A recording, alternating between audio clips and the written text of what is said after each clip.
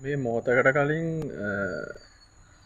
Video එකක් දැක්කා Facebook එකේ මේ අපි දන්නවා විකාශයෙන් අශයෙන් සේනාරත්න කියලා කෙනෙක් ඉන්නවා මේ ඌ සමාජ මාධ්‍යවල ගොඩක් ප්‍රසිද්ධ කෙනෙක්.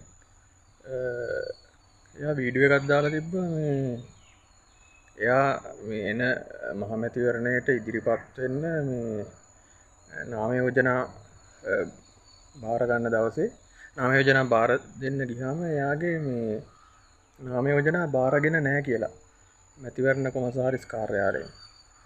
එතකොට නියෝජ්‍ය මැතිවරණ කොමසාරිස් තමා කියලා තියෙන්නේ යාට මේ නාම යෝජනා බාර දෙන්න බැහැ කියලා. එතකොට මේ එයාට කියලා තියෙන්නේ මේ පිළිගත් කෙනෙක් ඇවිල්ලාලු ඒ නාම යෝජනා බාර දෙන්න ඕනේ. එතකොට මේ එයා ඊගාවට එයා ළඟ හිටපු එයාගේ මිතුරෙක්ට කියලා මේ නාම යෝජනා ඉල්ල බාර දෙන්න කියලා. එතකොට මේ එයා කියලා තියෙන්නේ එයාගේ ලේකම් කියලා. කොහොම හරි එයාට මැතිවරණ කොමසාරිස් කාර්යාලයෙන් නාම යෝජනා බාර දෙන එක ප්‍රතික්ෂේප කරලා. එතකොට හේතුව කියලා තියෙන්නේ පිළිගත් පුද්ගලයෙක්ලු නාම යෝජනා බාර දෙන්න ඕනේ.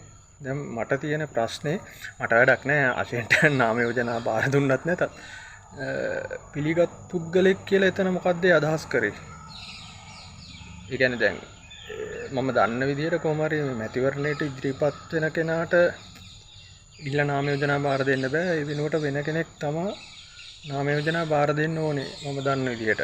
එතකොට ඒ හින්දා තමයි එයා මේ එතන හිටපු එයාගේ තවත් සගේක්ට කියලා තියෙන්නේ එයා තමයි මගේ ලේකම් කියලා මේ එයාට නාම යෝජනා බාර දෙන්න කියලා.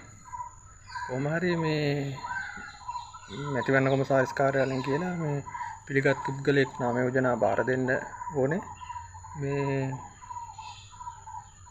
නැතුව පිළිගන්නේ නැහැ කියලා.